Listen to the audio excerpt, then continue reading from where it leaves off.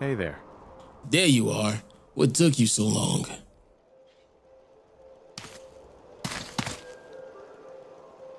Let's just get going. Alright, the Dunmores are west of here. Remember they were gunners at one time, so don't trust them. And don't turn your back on them. Keep in mind they may be targeted by this colonel for what they know. They may not be alone, or they may need to be kept alive long enough to talk. If they have half a brain, they already know we're here.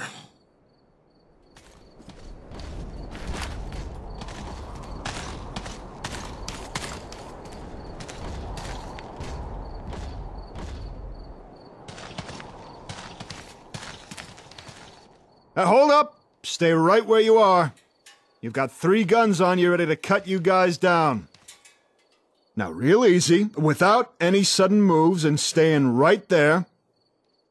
Tell me what the fuck you want with us. Easy, friend. We ain't your friend. You got one more chance to answer the question, or we shoot you here and feed you to the Brahmin.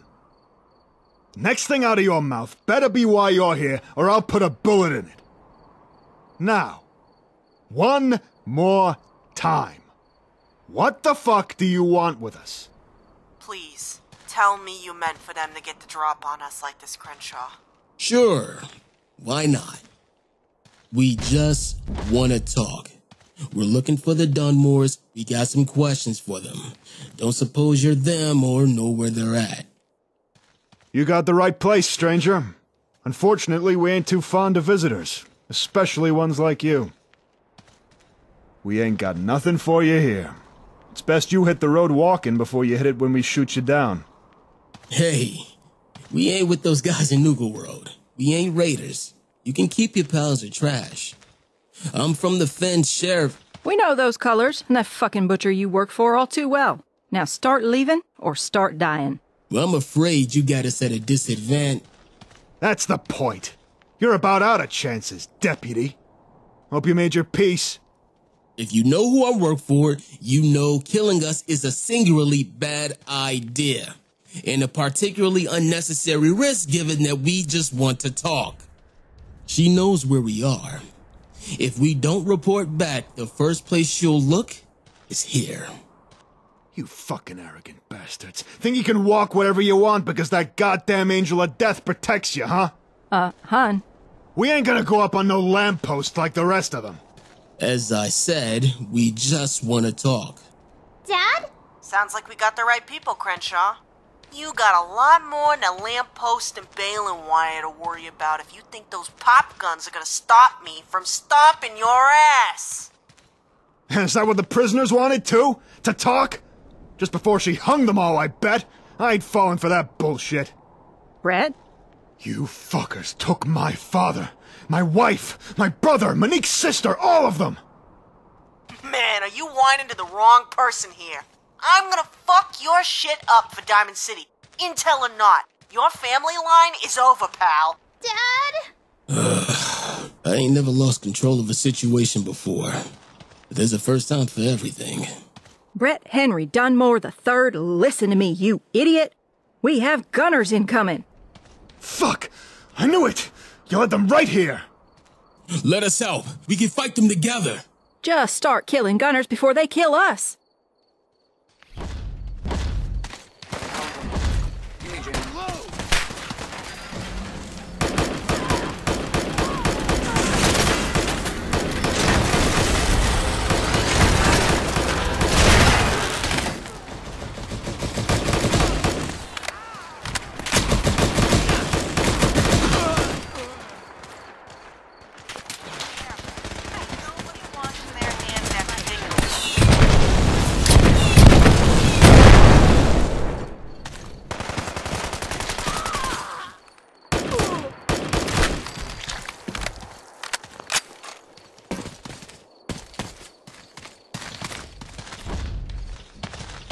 Excuse me. I suppose you think you deserve some sort of thanks for that, huh? Quit being an asshole, Brett. The least we can do is hear him out before we kill him. What the fuck was that anyway? You guys popular all of a sudden? We used to work for a particularly talented and dangerous gunner. That was his severance package. Seems he's trying to tie up loose ends. The Colonel, I take it. The same. He's not gonna stop, Brett. We know too much about them. They need to shut us up. You think I don't know that, Monique? What the hell are we supposed to do about it, huh? They outnumber and out-equip us. We can help each other here. This Colonel guy has been launching offensives against us, and... Good. I hope you fuckers all die. Look, we're trying to take him out once and for all. You hate both of us, but the big difference between us, we'll leave you alone. He won't. So if you ain't gonna do it for us, do it for your daughter here. We take him out, we stop these raids, and you live in peace. Callie, honey, go do your chores. We need to talk to these people alone. Aw, but Mom, we never get any visit. Listen to your mother, Callie. We'll head over to the market tomorrow. You can make friends there. Dang it. All right. So, you should know, before anything else, that Callie isn't our daughter. She's our niece. And you need to know why she's with us. I don't see how that's important. You care about her, obviously. It's pretty basic math here. We'll take care of the Colonel. She stays safe. You don't see how it's important, because you ain't shut your pie hole to listen for 2 seconds since you got here, you arrogant prick! This ain't helping, Brett. We got a real opportunity here to get rid of the Colonel once and for all. Callie isn't our daughter. She's my dead sister's daughter. My sister was married to Brett's now dead brother. The two of us, after it all happened, we vowed to raise Callie as our own. After what happened, the Colonel killed your family too? Your fucking sheriff killed them. We're the only 2 who got away. She turned the rest into a sick warning, you motherfucker. Bullshit! She don't do shit like that. The fuck you not telling us about this? Go on. When the Colonel planned his first attack on Diamond City almost a decade ago, the objective was pretty explicit. Take Diamond City and occupy it in a way to seamlessly maintain trade routes and commerce to turn it into Gunner City. Command wanted to stop relying exclusively on external contracts. They needed a more reliable source of revenue. The Colonel was put in command of the operation. He recruited mainly teams of family members, adult siblings, married couples. They were to occupy the households, lead a commerce-centered life, and be the actual residents of Gunner City when Diamond City fell. It was a good deal. Take out an easy target, and then have the security of being a gunner and a somewhat normal life. It sounded too good to be true, but a normal life is all most of us grunts ever wanted. Gunners were a bridge to that. Plenty of us signed up. It was supposed to be easy, at least. The Colonel told us we would walk right in the front gate. Only nobody knew about your psycho sheriff. The night Hangman's Alley got its name. You were supposed to be a bunch of pussies and let the prisoners go. But no, you had to hang them all. Cry me a fucking river. I lost friends in that attack. You killed Oaks' wife and daughter. We were minding our own goddamn business. You started it. The sheriff just finished it. And you sick fuckheads have the balls to blame us when your stupid plans go south. I was out there too, you know. I walked one of them up the lamppost myself. It was a girl. With any luck, it was your wife, asshole. Why, you little fucking bitch. If you weren't in that power armor, I'd... Aw, yeah? Too bad I am. So I repeat. I hope it was your wife I killed nice and slow. Now what the fuck are you gonna do about it? Bring it right now. Lily, at ease. Now. Say one more goddamn word and you're going home right away. I dare you. This is too important. Sorry, Crenshaw. And as you all know by now, she didn't let the prisoners go. And you guys, you had some family among them? I lost my sister, and a partner I was in a rather serious relationship with. My sister left Callie behind. She executed my wife, my brother, and my father. We watched from across the river, just like she wanted. She lit those fires and launched those flares, and spent the day hanging them. We couldn't look away. We couldn't do anything to stop it, because there were so few of us left. So we watched our families die slowly. That's what got this Colonel coming back for a rematch? No. Our losses aren't what drives the Colonel's desire for a rematch. He doesn't give a fuck about anyone but himself. It's his own losses. He watched both of his sons and his only brother hang. The loss was so humiliating that he lost his command and was demoted. Not only humiliating, he instantly became the last of his family line. There ain't gonna be no little Colonel fuckheads roaming the planet. The Gunners never considered Diamond City a target after that. They'd never sanctioned this. He has to be funding this effort on his own somehow. We have his funding supply figured out. It's been cut off. What we don't have is his location so we can finish the job. So look, if you want to raise this Cali niece of yours in peace, we can give you that. We can finish the job, and we can leave you alone. This Colonel guy, he's gonna keep coming until you're dead. So keeping your mouth shut to protect him ain't gonna help you any here. But us, the sooner I get the fuck out of your hair and never come back, the happier I'll be. We'll leave you the fuck alone. But we need your help here. Tell us where he is, so I can leave and we can go gut him and his men like pigs. Then we'll all be done with him. He's been in Vault 816. Ever since the Gunners demoted him, he's been hiding out there, planning his revenge. 816, huh? I know where that's at. You say he's been there this whole time? Like, for years? 'Cause last I heard, there was a pretty harmless bunch of Atom cultists down there. Yeah. After the defeat in Diamond City and subsequent demotion, he took his few remaining loyal men to find a new base of operations. They weren't at their strongest, so they found a vault full of otherwise peaceful children of Adam and wholesale slaughtered them. Were you guys in on this vault slaughter? No. We resigned our commissions right after the defeat at Diamond City. Kali was barely done with breastfeeding. She would have starved. I got no taste for this bullshit anymore. Every time I see a gunner uniform, I have nightmares for days.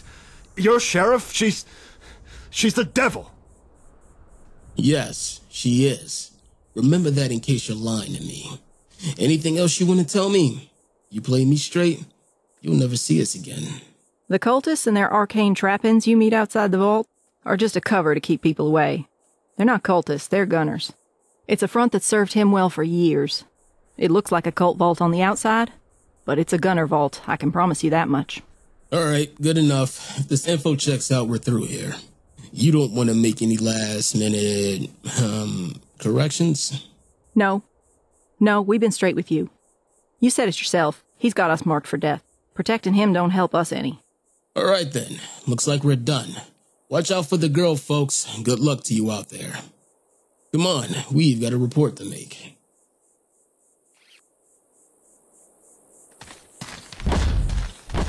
Hey. You with that guy in the sheriff's colors? Well, you can go fuck yourself too, then.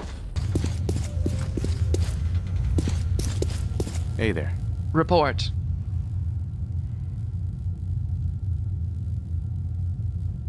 We found a Dunmore homestead where the caravan said it'd be.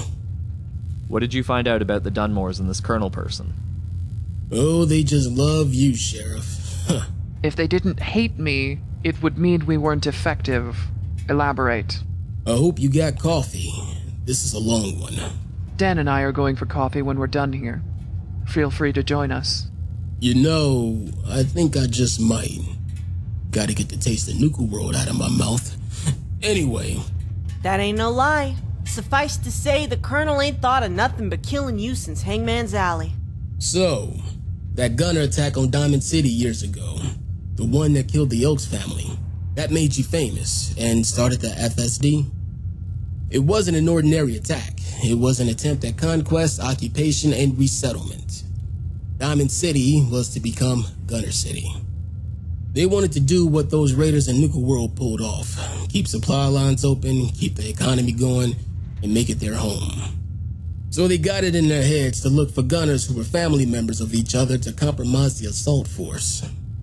You know, root down, turn the metal shack into a home, and be there long term.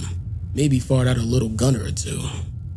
And this colonel was tasked with seeing the operation carried out. Not the smartest move for anyone who's a historian of military conflicts, but I suppose gunners don't care if entire families get annihilated. You had a force comprised of parents and their adult children, husbands and wives, siblings, in-laws, and cousins. And at the helm was the colonel, who brought both of his sons and his brother on the assault operation. I see where this is going. It don't take a rocket surgeon. Exactly. You know that thing you did where you launched the flare to get their attention, then decorated River Street with the prisoners? Turns out the colonel watched both his sons and his brother go up on those lampposts, gagging and kicking at the clouds while Diamond City cheered. Not saying he didn't have it coming, but you ended his family line that day.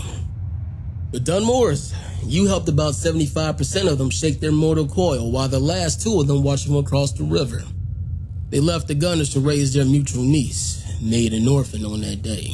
So, in looking to slaughter entire families in Diamond City, this colonel instead found himself on the receiving end of his own objectives. I'm pretty sure the irony is lost on them. The troubles we've had with them recently, this entire venture is external of the Gunner organization. This is all the Colonel. This is all about vengeance. And this is all about hurting you, our friends, and what we've built here. Don't get me wrong, the Dunmores would love to strangle you with your own entrails too, but they moved past it to raise their adoptive daughter. This is why any officer worth their salt won't put a family in such a position. But, as Dan said, the Gunners don't care about their troops. Did you get a location? I did actually. Vault A16, the beast from the east.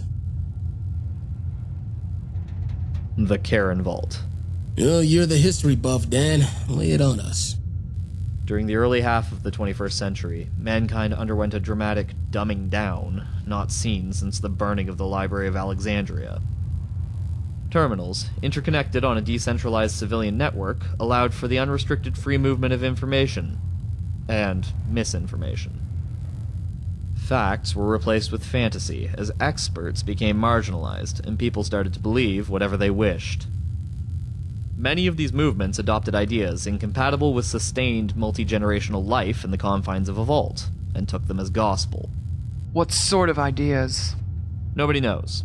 According to the merchants, the children of Adam occupy it, and they built up the outside like a fortress. They've been there as long as anyone can remember, and they're not interested in history. Nor are they interested in allowing outsiders access to any terminals which would yield answers. The only thing that is for sure is Vault Tech routed all paying customers subscribing to these beliefs into this one vault to protect the others. That made it the largest vault east of the Mississippi River, hence the so-called Beast from the East nickname. That's the other thing that was mentioned. This colonel took Vault 116 from them shortly after the defeat, slaughtered every last one, I'd imagine. There are supposedly some of his troops around the entrance dressed up as cultists to keep outsiders away. It's all a cover. You're the head scout, Crenshaw. Can you add anything?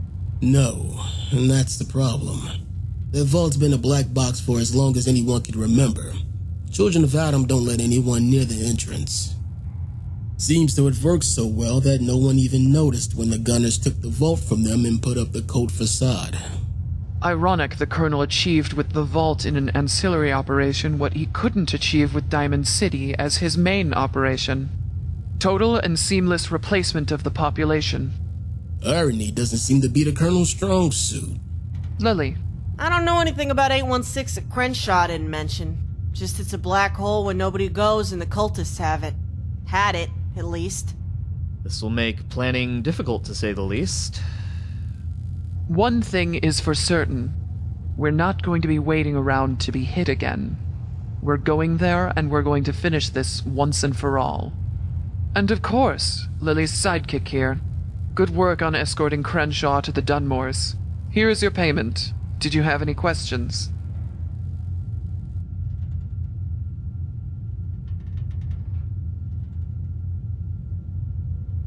What's next? It will take time to plan, weigh, and decide on various options, but an assault of this vault in some capacity is in order.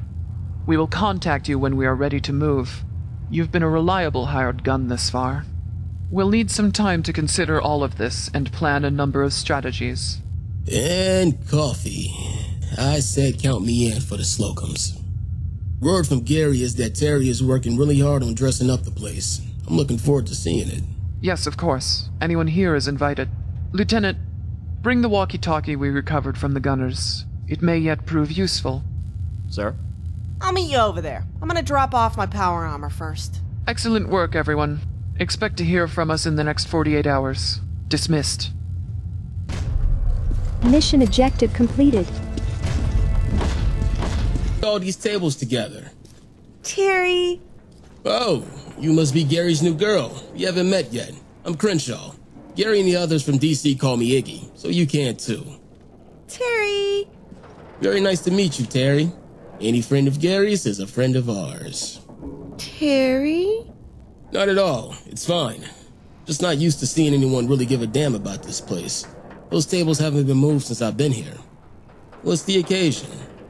Terry? Aw, that's so sweet, Terry. And creative, I'll give it that. That was very thoughtful of you, Terry. We are honored to be part of your grand opening. Well, this explains why Gary told me to get down here. Mind if I join you? Not at all. Please do, Whitworth. So you're Terry, huh? Nice to meet you. Terry? Of course, where are my manners? I'm Whitworth. I live 2 doors down from you. Welcome to the neighborhood. Terry? The boom booms, bang bangs, and stabby stabbies. Gary doesn't have much use for my store, but my customers keep him in business. Ha! That's weapons dealer humor. Terry? This looks like an entirely new cafe. Very impressive. Terry? I agree. This room was in need of a makeover. God damn, Terry. This is some serious gourmet shit. Fuck me. I haven't had coffee this good since before the war. How'd you get ground so fresh? Terry. Good coffee is essential for morale. I'm glad we finally have some. Terry made quite the impression during her debriefing with Lieutenant Dan and I. Thank you for bringing her home safely, Lily. It was my pleasure. And well worth it for coffee like this. So, you guys ever figure out what those raiders wanted with all those vault supplies she had for the department? They were loading them on a boat. Terry. Lieutenant Dan reached out to Bunker Hill to try to find out more information on them. We heard back from Kessler. Lieutenant? If Kessler was a good leader, those raiders would have been dead years ago. Just thought I'd throw that out there. Yes, Kessler relayed some very useful information about this gang. Unsurprisingly, she has dealt with and paid ransoms to them before. Apparently, kidnapping and ransom of paying Bunker Hill customers is their MO, customers who have yet to settle their bills with Bunker Hill. If the customer owes Bunker Hill 1,000 caps, they will ransom their victim for 500, for example, and Kessler usually pays. It would seem, Terry, that your idea of hiring Stockton to move your cargo is what saved you from their other MO. Terry? That being if they kidnap someone who doesn't owe Bunker Hill money or Kessler doesn't pay? Exactly. These raiders are widely known to sell said kidnapping victims to the gunners for 100 caps. Everyone assumed for slavers. Kessler's message was delivered in an envelope that contained another message, this one from Lucas Miller. Lucas Miller just happened to be leaving Bunker Hill after one of these failed ransoms, heading north along the coast in his usual route. He saw one of these exchanges take place from a distance. The raiders accessed a door with a keycard and entered. A few minutes later, the raiders came back out without the kidnapping victim and went on their way. But here's why Lucas sent the message. It happened in front of Vault 816, a stop on his route. Occupied by a very cloistered, but rather benign, sect of the Children of Adam. The Children of Adam ain't into slavery. I mean, don't get me wrong, they're into a lot of wacky shit.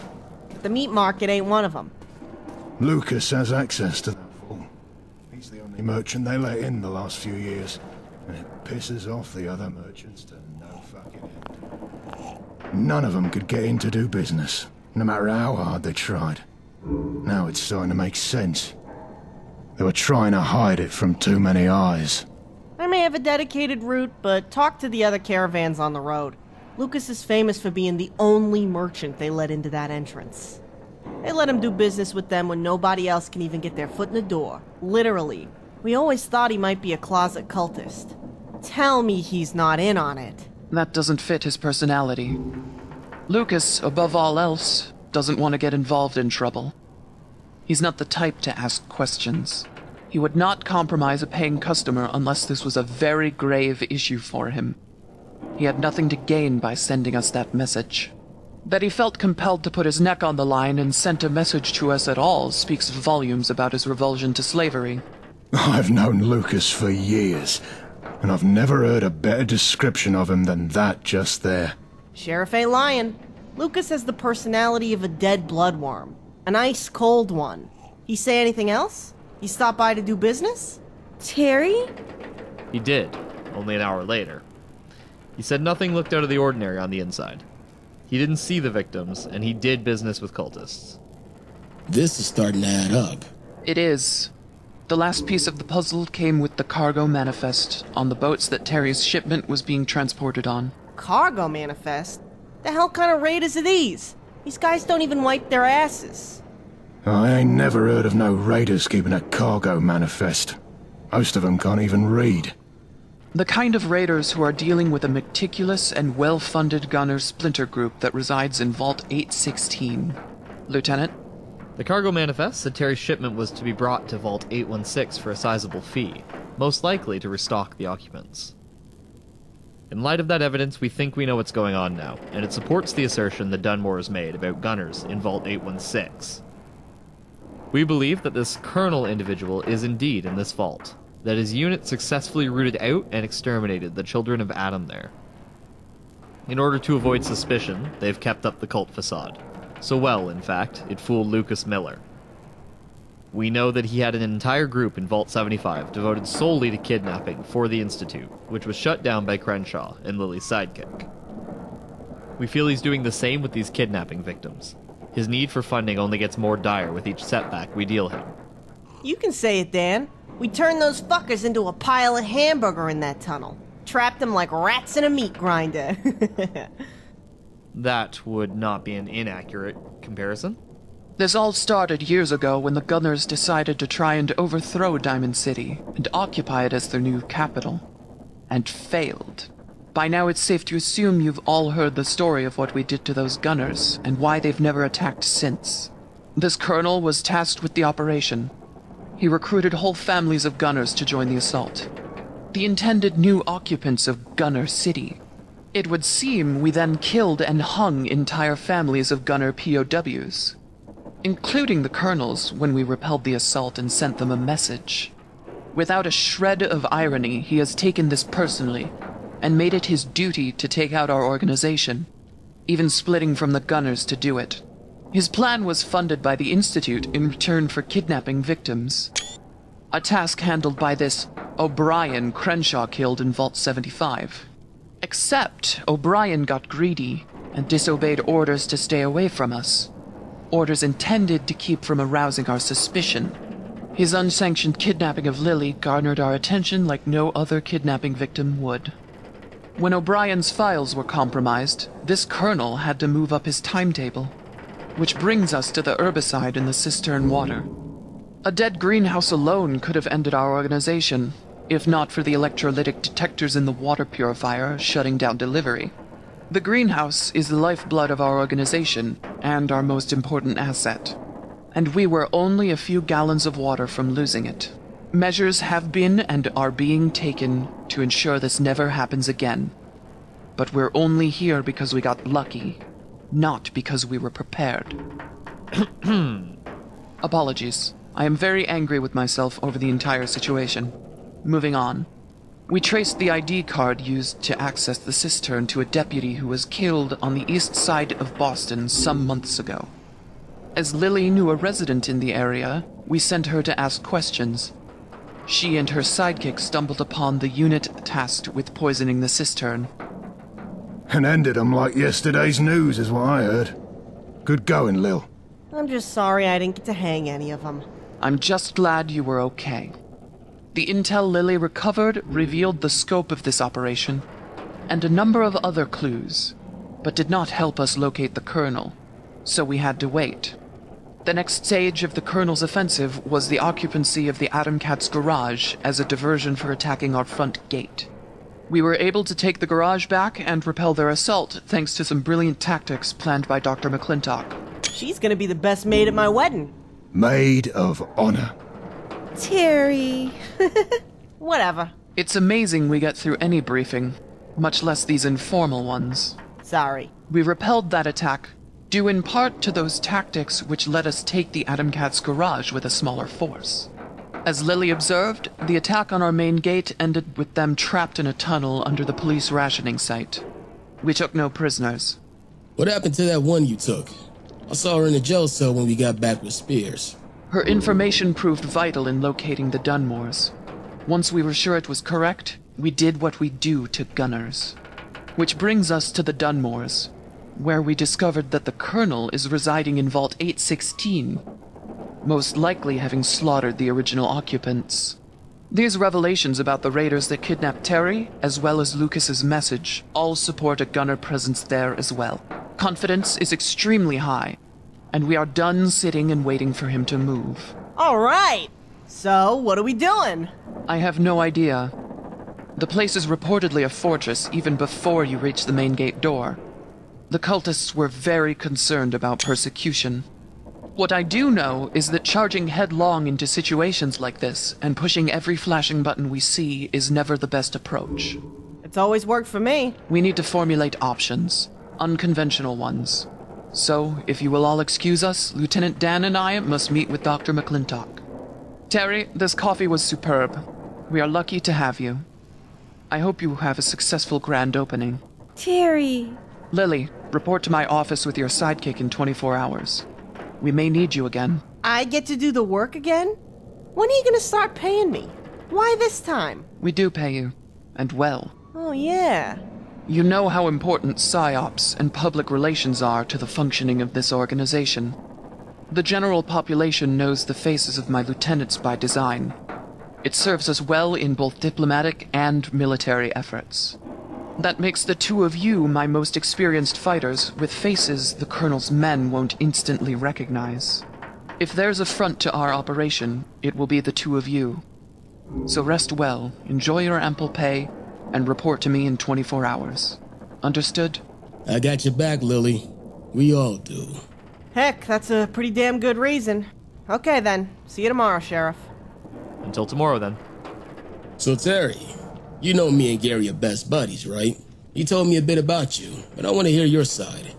Terry?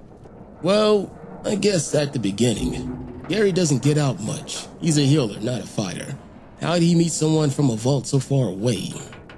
Terry! Really? And that's how you guys met? From hundreds of miles away? Yeah, it's one of those things that sound like common sense after you hear about it. Terry! Hey guys, we heard about a grand opening. Mind if me and Gavin join you? Terry! Oh yeah? Sure. Let me make some room. How's it going, guys? Evan said we were crowding him, so we're headed over here. He wanted us to know that he's a big boy now and doesn't need a babysitter. Oh, he's over there right now? I gotta remember to go say hi. Speaking of, we asked him if being a big boy meant no more bedtime stories. He definitely still wants his stories, so I'm sure he'd appreciate that. I'll make sure to get one when I say hi then. Tari was just telling us how she met Gary from so far away. Oh, yeah? Well, how'd you do that? Terry! Really? Well, why the hell didn't I think of that? No shit? And I thought Barb was an out-of-the-box thinker. Language. Aw, give me a break, hon. Evan ain't here.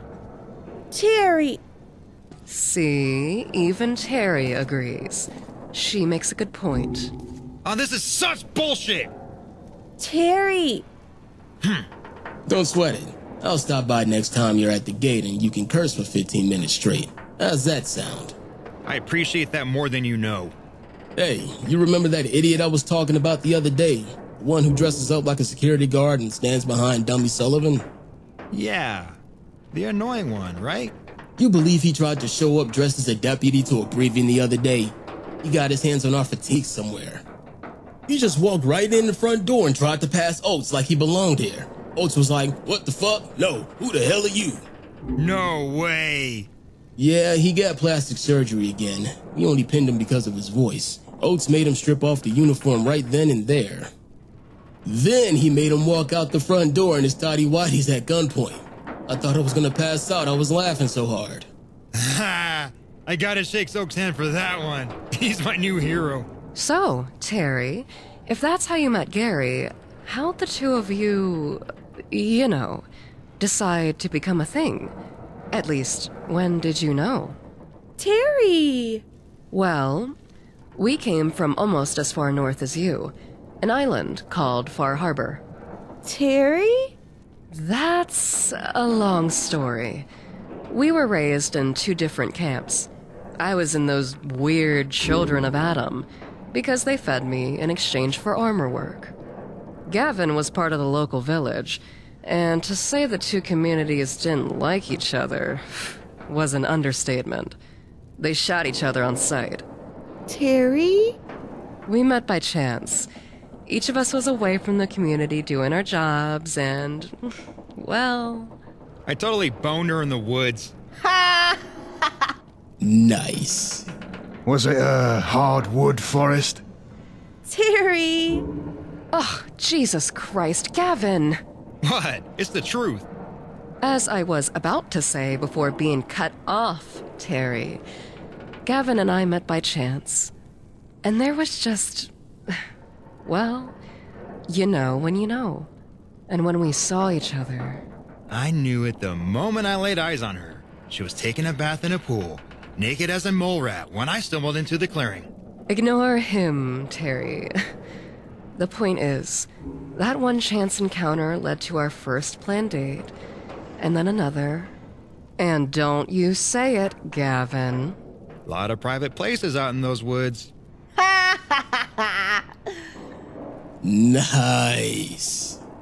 Long story short, Terry, we fell in love. We hid it for a good long while, but when I got pregnant with Evan, everything changed. My people would have killed me and the baby. Gavin would have never been allowed to see me again. We had to do something. Everything became about how to save Evan. We booked passage on a boat, captained by someone who wouldn't ask too many questions. It wasn't a pretty trip. He ferried us across the water at the shortest point, took our caps, and told us to get lost. But it was all we needed.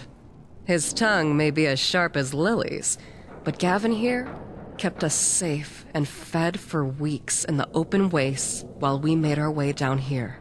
I love you too, hun. That there's a real nice man, Luna. You hold on to him. You have no idea, Crenshaw.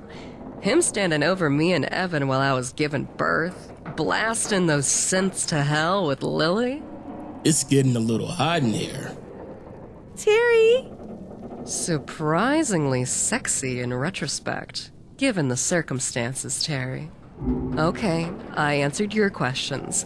Maybe a little too thoroughly. Now, how did you and Gary hit it off? Terry! Whoa, slow down, Terry. Start at the beginning. We're all friends here. Terry! Yeah? And then? Terry! Was that before or after the Deathclaw? Terry! The entire stronghold? By yourself? Impressive. Terry!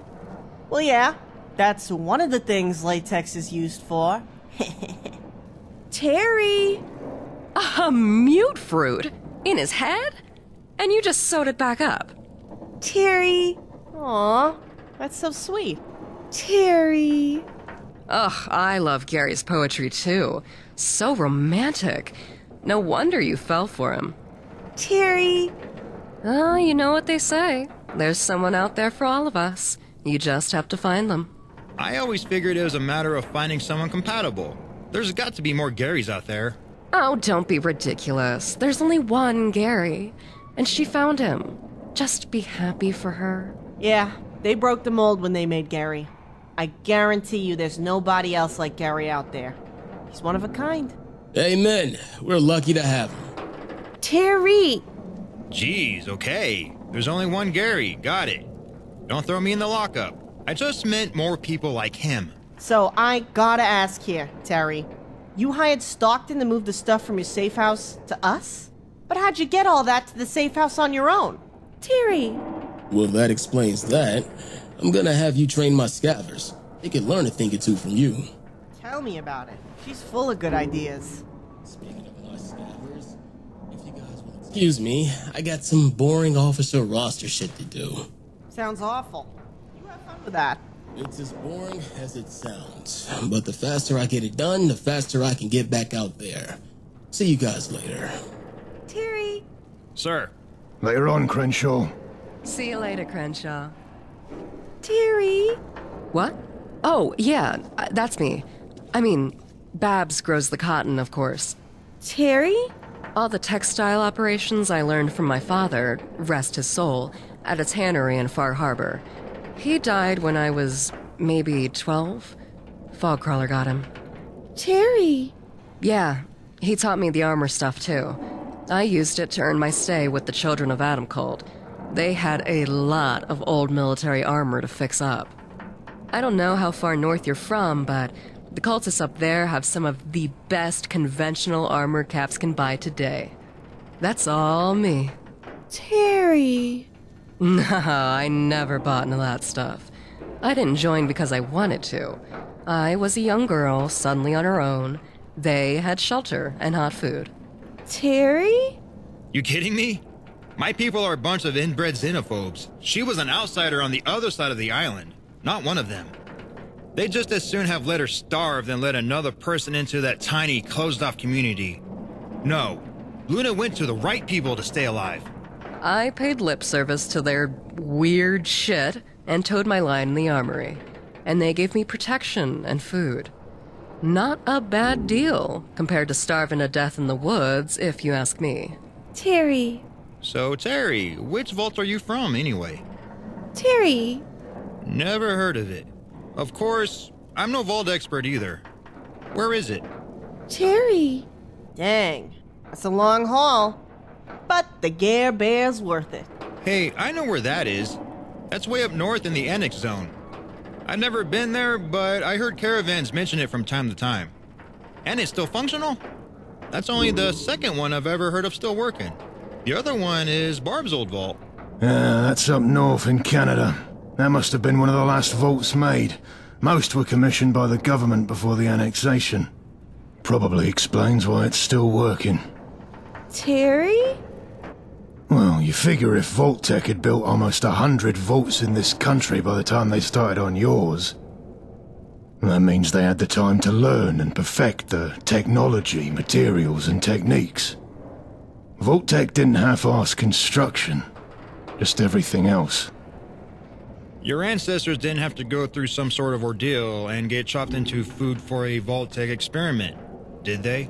Terry. What sort of genetic experiments? Terry. What's that mean? It means they made copies of living things, I think. Probably for livestock and crops. I've heard Babs use the term before. We should ask her. Yeah, that's exactly what it means. Well, I'm glad you got your ass out of there before they did any weird genetic stuff on you. Oh, hey, look who it is! Gary. Terry! Hey, neighbor. What's happening? Terry! Yeah, you got an amazing girl here, Gary. Definitely a keeper. Terry! Yeah, she told us that already. I'm really happy for you, Gare Bear. This looks like it's really working out for you.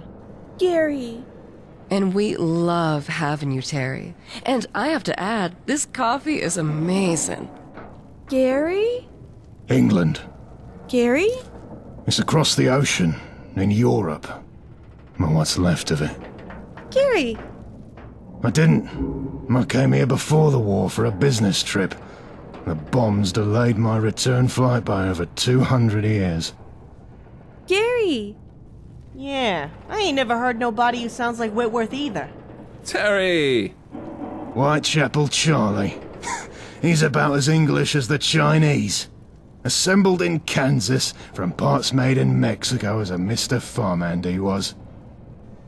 The thing talked like a bleeding redneck for 150 years before Hancock uploaded a new personality and put him in the third rail. But there were a lot of countries that used that language. They all sounded a little different. England, Boston, up where Terry's from, you name it. I can even tell you what part of London you're from by your accent. If there was anyone else here from London. Gary. Yeah, really bad timing. I was set to fly home the day after the bombs. Instead of seeing my family, I got my green card. The what now? Green card. It's what the government gives foreigners to show they're allowed to stay in the country for as long as they want. It's just a bit of a bad joke.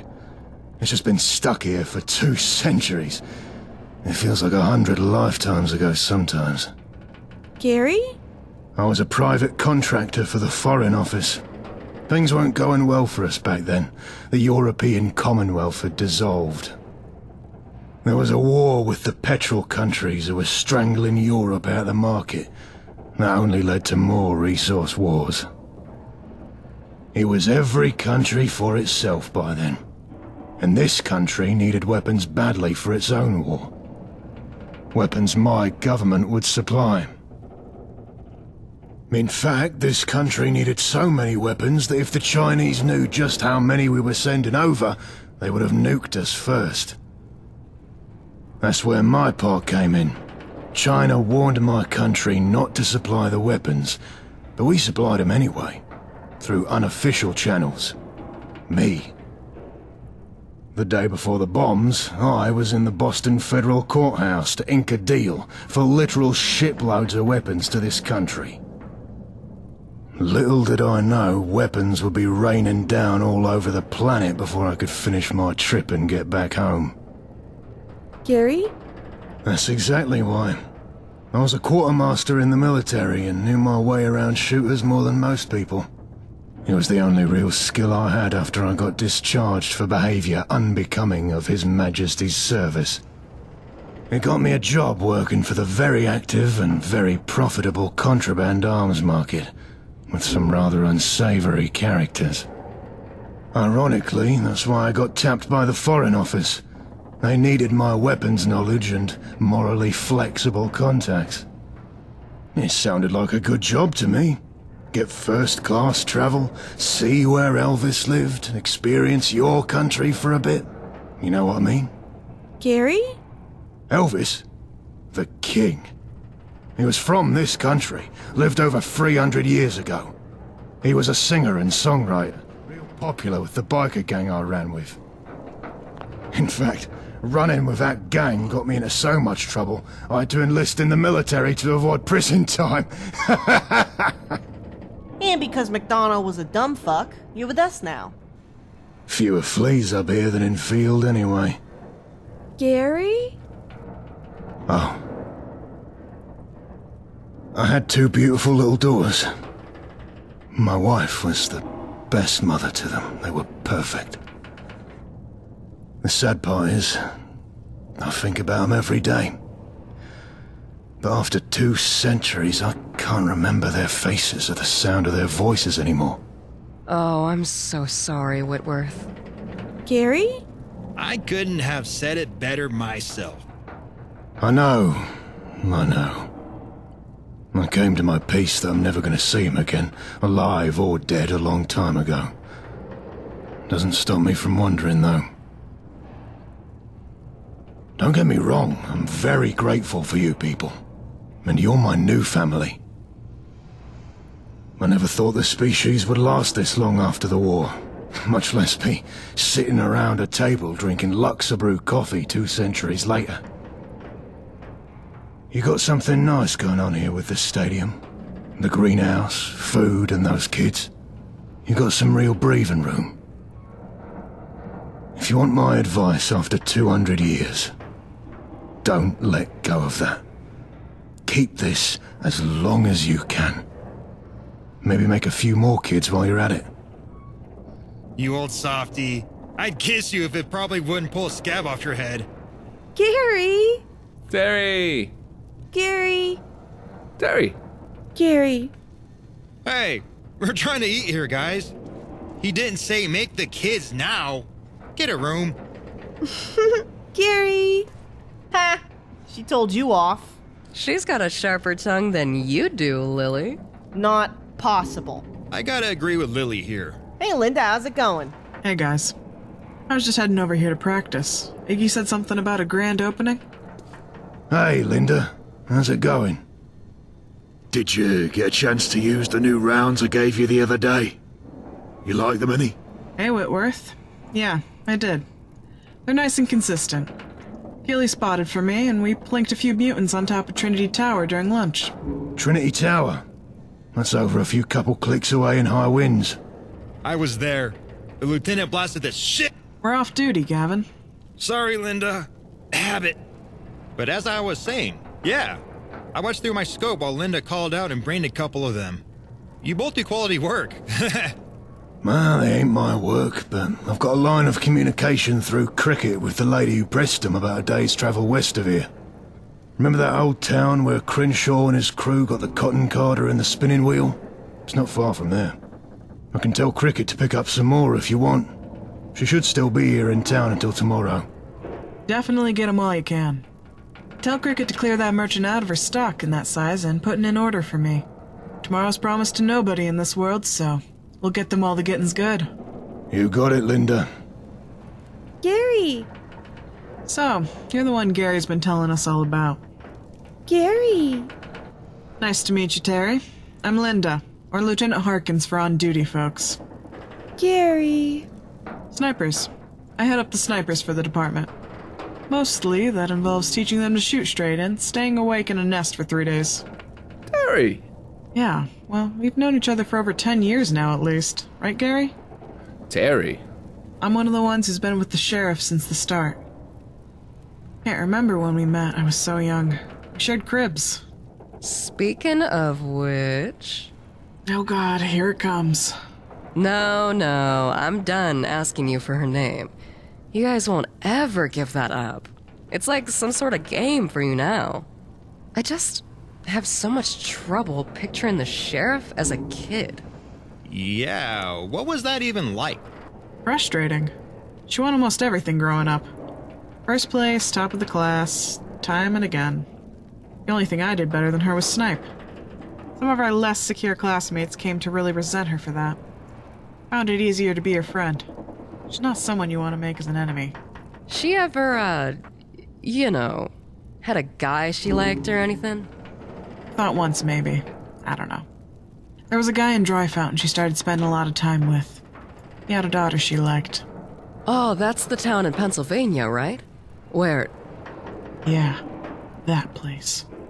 The whole thing with the Brotherhood started to unravel after we disobeyed orders and stayed to defend it from gunners. That man and his daughter were killed in that attack. A lot of us were. The burn marks on my face came from the same blast that took off her arm. If there was ever going to be a guy for her, it would have been him. She would have loved that little girl to her last breath. Gary... You're right, and that's why we don't talk about it around her. I still can't imagine her as a little kid, running around with toys and playing games. She didn't. That explains a lot. None of us did, actually. Unless you count cleaning guns, orienteering, and ranging targets for snipers. That explains a hell of a lot with you guys. This is why I don't answer your questions more often. Gary? No. We weren't allowed. Your life is never your own when you're born into the Brotherhood. You don't realize that at first. Some never realize it. Real sneaky about it, too. You live, eat, breathe, and sleep Brotherhood until you believe you actually want to be there. Most younglings buy into the pride of the Brotherhood thing because they're never really given another option. They don't know any other way. Eventually, even if they realize they were born into it without any choice, they come to believe it's what they would have chosen anyway. Terry! It only sucks if you're aware enough to know it sucks. Suppose that's a silver lining, Gary. Hey, guys. Iggy won't shut up about the coffee up here. You got room for one more? There's my power armor, buddy. Up and around. Oh, hey, Mark. Good to see you feeling better, Mark. Oh, hey, Mark. Yeah, pull up a seat. Terry! I promise I'll lay down if I get tired. But I ain't about to miss your girl's grand opening. Gary... Of course, it's the least I can do. I'm Mark. Just call me Spears. Gary? No, Spears. Plural. There's a S at the end. Gary? You got it. Nice to meet you, by the way. And a friend of Gary's is a friend of mine. The man's sold me up at least 3 times by now. Terry. 5? Are you serious? Terry. I remember all 5 of the ones he's talking about, Mark. Sorry. Well, that just means I'm tougher, that's all. What are you guys talking about anyway? They're pressing me to spill info on the sheriff. Again. Oh, is that what today is? Yeah, so it's your turn to deal with them. Came here to practice anyway. You're playing, Linda? Nice. I am indeed. So if you'll excuse me, I'll be right over there. Gary? Oh, yeah. Most of the Brotherhood officers know an instrument.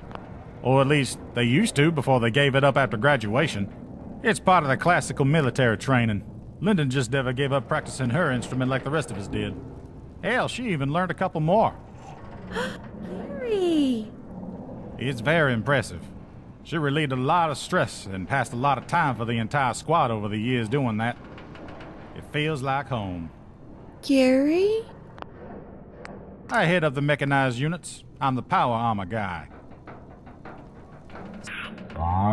Likes power armor almost as much as me. Almost.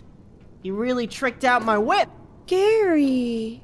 Oh, it means he put a lot of mods on my frame and shell. When your job is to keep the rest of the department in power armor, your own set quickly becomes the most important one of the bunch. Oh God. Here it comes. Never ask Lily about her power armor, Terry. Hey, Lily. Why don't you go pay Evan a visit before you get to talking about your power armor and can't stop? Well, that's one way to tell me to shut up, I suppose. And a damn effective one. Little guy's in his room, you said? Yep, he's a big boy now. He's even taking visitors. Maybe you'll get lucky and he can pencil you in. Yeah, go visit him, while we get the dirt on you from your sidekick here. She don't steal from my friends, got it?